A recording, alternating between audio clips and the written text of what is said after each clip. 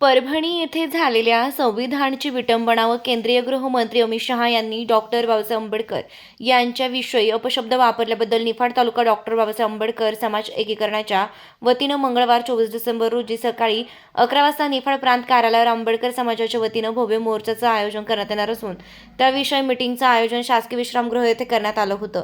संजय गायकवाड यांनी मोर्चाची भूमिका स्पष्ट केली आहे.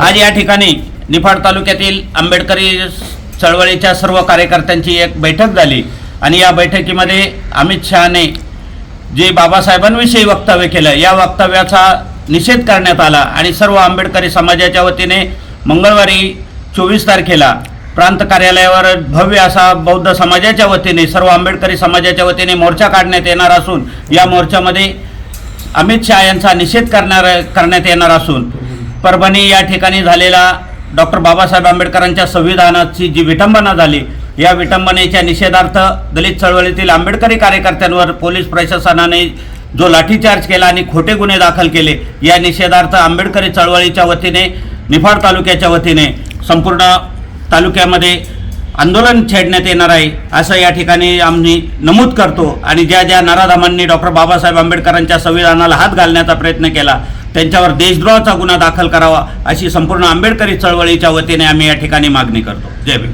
जय भीम.